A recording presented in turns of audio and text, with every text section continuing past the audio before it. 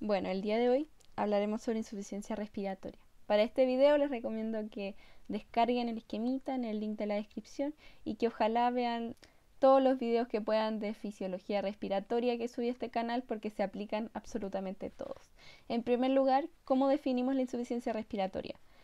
Podemos ocupar dos definiciones. Está la definición gasométrica de los gases arteriales, que es como la definición oficial, ya que son los números, que es como oficial, ¿ya? Y está una definición más útil, más práctica, que es la definición clínica, cómo se ve el paciente y cómo puedo interpretar yo que tiene una insuficiencia respiratoria. Y además tenemos una definición o clasificación fisiopatológica por los mecanismos. Ya nosotros vamos a ver las tres definiciones en este video. Y fisiopatológicamente hay una disfunción de la hematosis, que es el intercambio de los gases. Esa es como la definición fisiopatológica, que se puede producir por muchos mecanismos. Bueno, la definición que se basa en los gases arteriales, que es la oficial, la objetiva, es una disminución de la presión parcial de oxígeno o un aumento de la presión de CO2, ¿ya? Una hipoxémica menos oxígeno o una hipercápnica más CO2.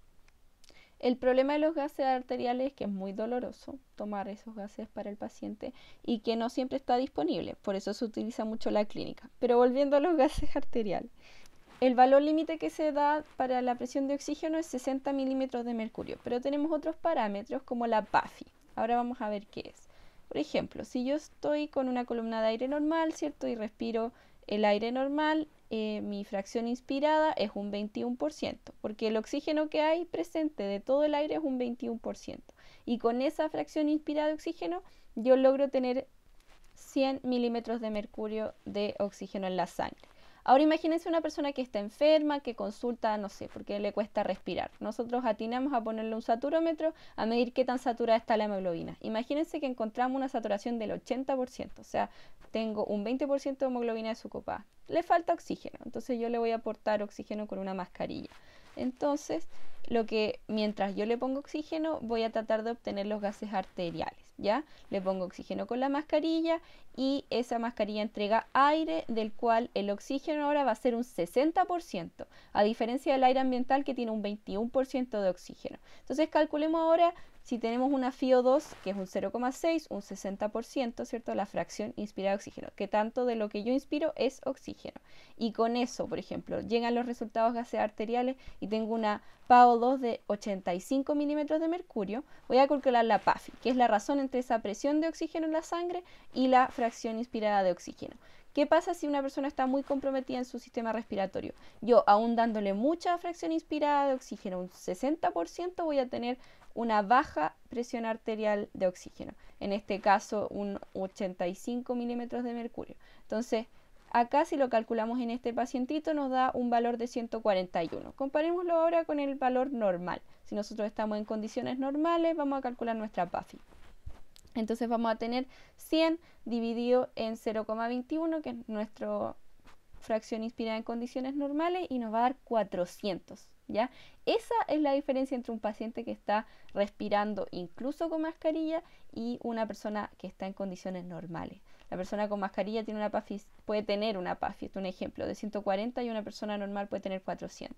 Entonces, una disminución de la PAFI nos está hablando de que hay un compromiso importante de la función respiratoria, porque necesito una gran fracción inspirada de oxígeno y logro una baja presión arterial de oxígeno. Otra forma de definir la insuficiencia respiratoria es con la saturación de oxígeno, ya que es qué tan saturada está la hemoglobina. Y esta saturación, si nosotros encontramos una saturación menor al 90% con una FiO2 del más de 0,6, podemos pensar que está sucediendo una insuficiencia respiratoria. Ahora es mejor usar la PAFI. ¿Por qué? Cuando estamos usando una mascarilla, por ejemplo, con oxígeno suplementario, podemos alcanzar incluso 100 milímetros de mercurio, si se quiere. Pero va a estar, por ejemplo, con una fracción inspirada de 100. Entonces, no es lo mismo tener una persona normal con una presión de 100 que una persona que está usando una mascarilla para lograr esa presión arterial de oxígeno. Y por otro lado, la hipercapnia la vamos a encontrar cuando veamos que un paciente tiene una presión arterial de dióxido de carbono de más de 45 milímetros de mercurio. Esto, si la persona está respirando, ¿cierto?, al nivel del mar. Todo esto cambia dependiendo de las presiones que tengamos encima, ¿ya?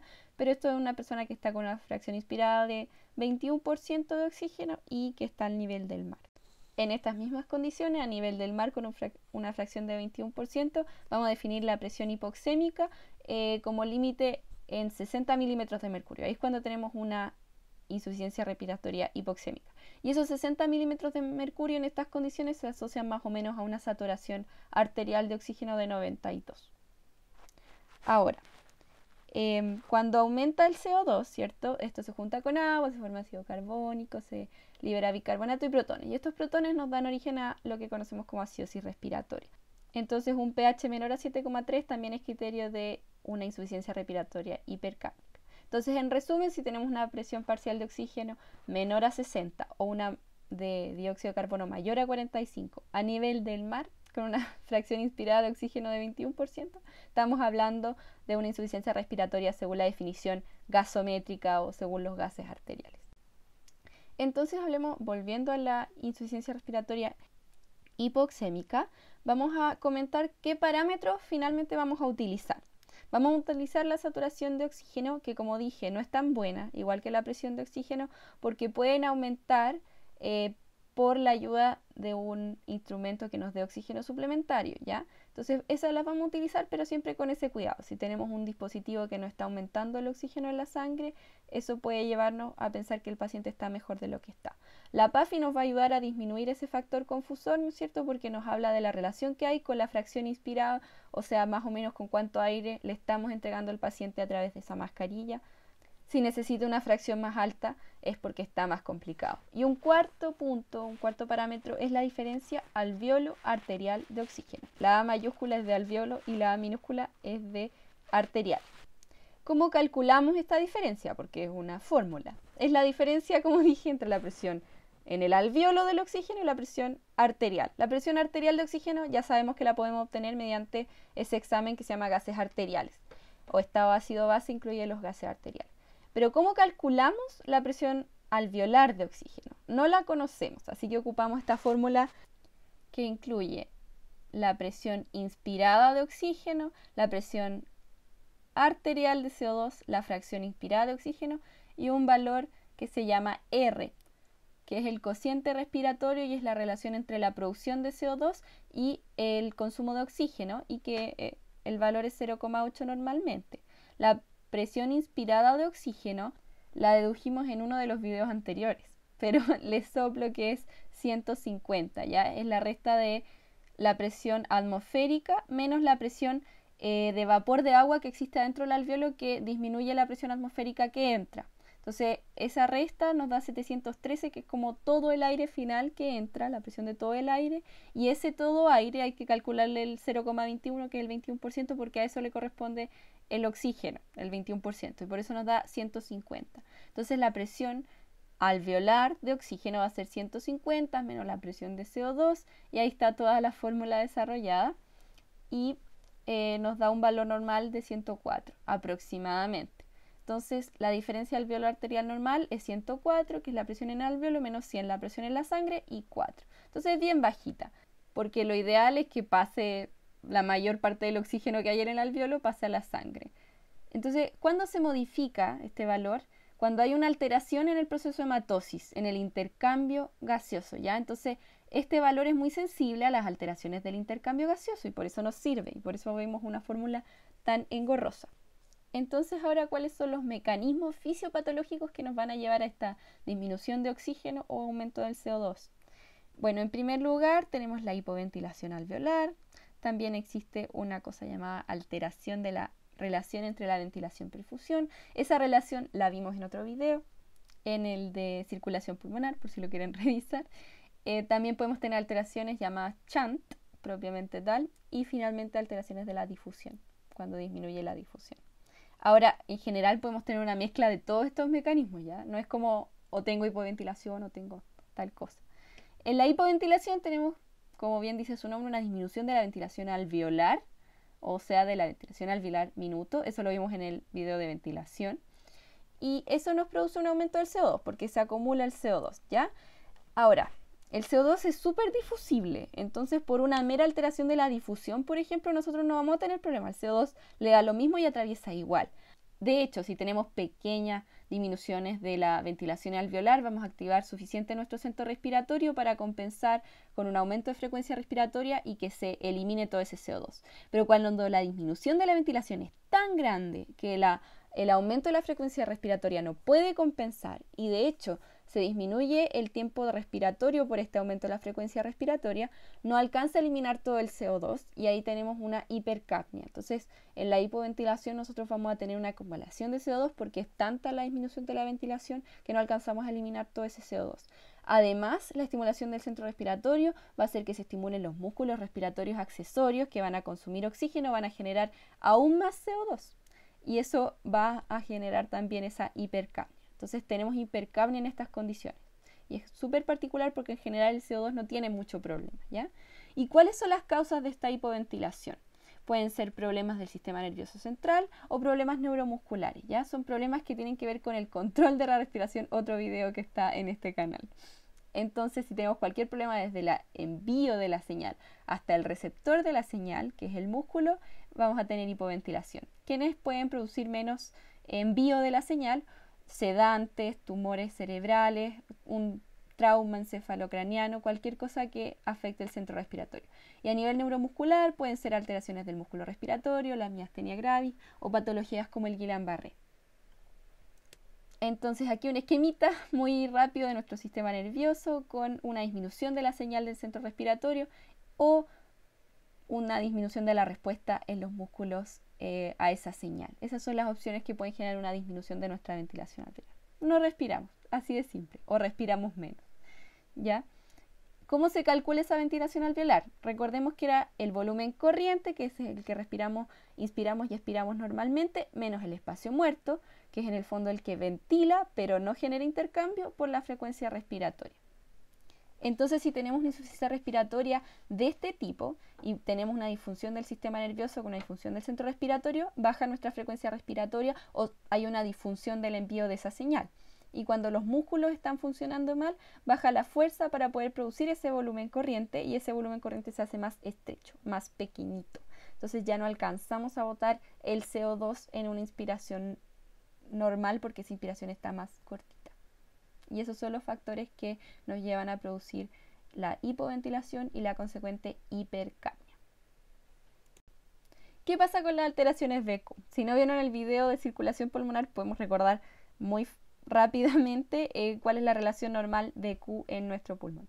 V es la ventilación y Q es el flujo, ¿ya? Entonces, en el pulmón nosotros tenemos que había una diferencia entre flujo y ventilación. El flujo se hace mayor hacia la base porque los capilares no están tan comprimidos por los alvéolos, porque los alvéolos están más chiquititos. Además, el capilar está más cerca de la arteria pulmonar y tiene más presión. Y arriba, los alvéolos están más grandes, hay más ventilación porque está menos sometido al peso del pulmón.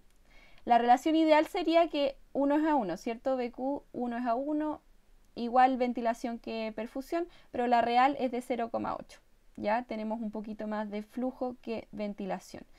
Y en este diagrama vamos como aumentando en el espectro desde una relación de 0 en BQ a un infinito.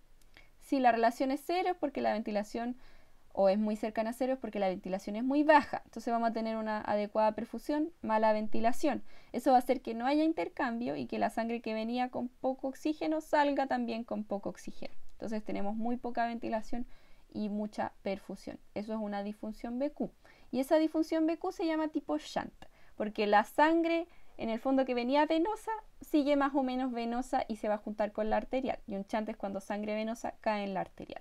Y en el otro extremo tenemos una muy buena ventilación, pero un poco flujo. Entonces, en el fondo, ese espacio que hay ahí no está ventilando porque no intercambia. ¿Y cómo se llama eso? Espacio muerto, ¿ya? Es un espacio que está ventilando pero que no realiza intercambio. Entonces estos son nuestros dos tipos de alteraciones VQ. Y ojo que esa alteración, la primera se llama tipo shunt, no shunt, ¿ya? Porque se parece a un shunt oficial que lo vamos a ver después. Entonces recordemos un poquito cuáles son los shunts. Estos sí son shunts fisiológicos. Primero, las arterias bronquiales, que al darle oxígeno al pulmón, estas les dan oxígeno al pulmón para que el pulmón se nutra, una gran parte va a la vena cava, pero un pedacito se va a la vena pulmonar, ya que es sangre oxigenada. Entonces, una sangre desoxigenada va a la sangre oxigenada del pulmón y eso es un shunt. Por el otro lado, las venas del corazón, también un pedacito cae en el ventrículo izquierdo y toda esa sangre se va al cuerpo con una mezcla más o menos, con un poquito de sangre desoxigenada, no es tanto. Entonces lo fisiológico es un bajo porcentaje de sangre desoxigenada. Y ya lo patológico va a ser esta alteración BQ que les acabo de decir, que baja mucho la ventilación y tenemos que el capilar que entra desoxigenado sale desoxigenado. Y ahí tenemos un shunt respiratorio. Y ojo que la definición oficial es sangre venosa que cae en sangre arterial. Esto es un shunt real. Entonces esta alteración es tipo shunt. ¿Ya? Entonces un ejemplo de esta alteración es el síndrome de distrés respiratorio agudo del adulto, donde podemos tener, por ejemplo, una infección que nos produce una infiltración, ¿cierto?, inflamatoria, edema dentro del alveolo. Todo esto aumenta la tensión superficial, se hace superior al surfactante, primer video de la lista de reproducción de fisio respiratorio, y el alveolo colapsa. Y este colapso hace que tengamos esta alteración de ventilación. La ventilación es muy cercana a ser un alveolo colapsado y la sangre que entra desoxigenada va a salir desoxigenada y nuevamente vamos a tener un shunt. Y producto de esto vamos a tener hipoxia localizada que produce vasoconstricción y esta vasoconstricción localizada hace que la sangre se vaya de este lugar a los lugares donde hay alveolos que están funcionando mejor porque esta infección es una patología respiratoria más local. Entonces los alveolos que están sanitos se logra aumentar la presión de oxígeno, pero este aumento es menor al necesario porque la hemoglobina solo tiene 4 asientos para el oxígeno. Entonces se satura, no puede llenarse infinitamente de oxígeno. Entonces el aumento de presión de oxígeno es una compensación más bien parcial. ¿Y qué sucede con el CO2 en esta patología? Bueno, como es muy difusible el CO2 y además su curva no satura, es capaz de difundir por los alveolos que están sanos, ¿cierto?, que no están comprometidos, y dado que había hipoxia que estimulaba los quimiorreceptores, que hacía que aumentara la frecuencia respiratoria, ese aumento de frecuencia respiratoria en los alveolos sanos que quedaban funcionando es suficiente para disminuir o mantener normal la presión de CO2. Como dije, la curva de disociación de CO2, a diferencia de la curva de hemoglobina con oxígeno, no satura.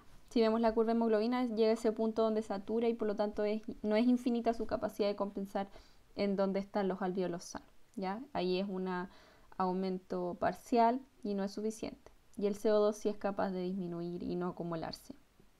Y en esta patología también tenemos una alteración debido al aumento del grosor de la membrana alveolo-capilar, disminuye la difusión y eso también contribuye a la hipoxia.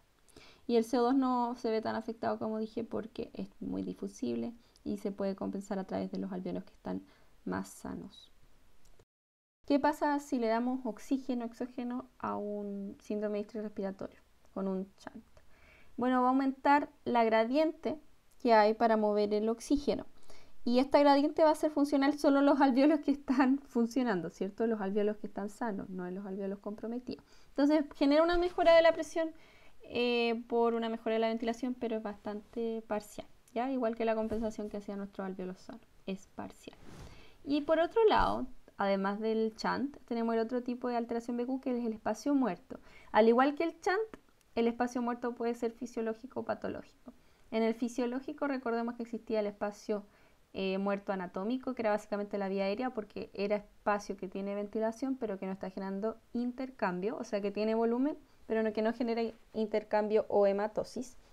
Y tenemos el otro espacio muerto que es el producido por alteraciones del volumen o los cambios propios del volumen a través del pulmón. Recordemos que los alveolos están más grandes en el ápice y si esto lo aplicamos al concepto de distensibilidad, que de nuevo vimos en el primer capítulo de esta lista de reproducción, que en el fondo la distensibilidad era cuánto volumen puedo generar yo con una cierta presión. Si hay más distensibilidad necesito menos presión y si es menos distensible necesito más presión para generar un cambio de volumen. Entonces esto es como en un globito. Si yo no tengo nada de aire es muy difícil llenarlo, pero si lo tengo lleno también es difícil entrar aire. Entonces el volumen ideal para llenar un globo es a la mitad. Entonces si tenemos un alveolo que está inflado, grande, como es un globito muy grande, es poco distensible. y por lo tanto es más difícil hacer la hematosis, es más difícil que entre y salga aire y se genere el intercambio gaseoso. Pero eso es normal en la parte de los alvéolos apicales. Ahora, lo patológico es cuando no podemos realizar hematosis por alguna situación patológica, como es el asma bronquial. En el asma bronquial nosotros tenemos una obstrucción reversible de la vía aérea pequeña, que es la que está más cerca de los alvéolos, ¿cierto? En la inspiración nosotros vamos a expandir el tórax, va a generar una presión negativa que hace que se expanda, ¿cierto?, hacia la pleura los alvéolos y con eso se desobstruya porque se expande la vía aérea. Pero en la expiración nosotros comprimimos todo para poder expulsar el aire. Sin embargo, al comprimir todo también comprimimos esa vía aérea que está más obstruida y se colapsa la vía aérea pequeña y eso hace más difícil sacar el volumen y por lo tanto se va acumulando un volumen residual en cada respiración, se va acumulando volumen. Entonces entra aire que no puede salir, ¿ya? Y no se puede recambiar ese aire. ¿Qué es eso? Un espacio muerto, esta vez patológico. Entonces, vamos a tener que también el producto de este aumento de volumen del alvéolo se colapsa el capilar. Esto disminuye el flujo y nos genera también un espacio muerto donde el alvéolo está ventilado, pero no puede generar el intercambio con la sangre. Ahora, ¿cómo encontramos el oxígeno en esta patología? Bueno, como tenemos un alvéolo hinchadito, ¿cierto? Se colapsan los capilares, no hay un intercambio efectivo y eso hace que no haya paso de oxígeno, se produce hipoxia, se genera una vasoconstricción que también es capaz de redistribuir un poquito en el fondo la sangre a donde hay alvéolos que están saludables y por lo tanto hay una disminución de la presión de oxígeno, pero con una compensación más bien parcial. Por lo mismo que sucedía que la hemoglobina se satura, ¿cierto?, en los alvéolos que están sanitos. Y en cambio, lo que sucede con el CO2, como aumenta el volumen, ¿cierto?, disminuye el flujo porque colapsan los capilares, es más difícil generar el intercambio porque hay menos sangre para que pueda salir el CO2. ¿Cómo se explica esto? La concentración de CO2 va a depender de su producción versus su eliminación. La eliminación depende del volumen alveolar minuto, que recordemos que era el volumen corriente menos el espacio muerto por la frecuencia respiratoria. Si nosotros tenemos un aumento de CO2, eso va a estimular el centro respiratorio, etcétera, que va a aumentar la frecuencia respiratoria y va a disminuir el CO2. Pero eso es en un volumen corriente que es constante. Si nosotros tenemos un espacio muerto muy grande, eso disminuye el volumen corriente. Y si disminuye mucho el volumen corriente y esa disminución se hace mayor al aumento de la frecuencia respiratoria, tenemos una hipoventilación alveolar. No se alcanza a eliminar todo el CO2 porque en el fondo el espacio muerto, el aumento del espacio muerto es más grande que el aumento compensatorio de la frecuencia respiratoria. Además, recordemos que en este proceso se genera un esfuerzo por expirar con un trabajo activo de los músculos que al funcionar producen aún más dióxido de carbono, entonces más producción de CO2 y más hipercapnia vamos a tener. Entonces en este caso también tenemos hipercapnia, como era el caso de la hipoventilación alveolar. Porque efectivamente estamos teniendo una hipoventilación por la menor cantidad de volumen corriente. Porque el aumento del volumen residual que va quedando al final de cada expiración es lo que va haciendo cada vez más pequeño el volumen que sí se intercambia efectivamente. Entonces se sacrifica volumen corriente a costa de ese aumento de volumen residual que va quedando dentro de los alvéolos. El otro mecanismo que teníamos de producción de insuficiencia respiratoria era el shunt, ahora sí entre comillas propiamente tal, ya no un alteración BQ, sino un shunt, que es el paso de sangre efectivamente venosa a sangre efectivamente arterial, haciendo que se mezcle un poquito esa sangre arterial con sangre con menos presión de oxígeno y quede como sangre más mixta. Como dijimos, hay shunts, cortocircuitos fisiológicos de las arterias bronquiales y las venas cardíacas, y hay un shunt patológico que es producido por la llegada de una vena a una arteria a través de una fístula o bien por patologías cardíacas congénitas. Ahora, ¿qué podemos observar en los cambios de gases? Tenemos que esto va a producir una disminución parcial de oxígeno, ¿cierto? Que estimula los quimiorreceptores, que aumenta la ventilación y eso hace que se elimine más CO2 y tengamos CO2 normal o disminuido. Pero ¿qué pasa aquí si doy oxígeno? ¿Ya?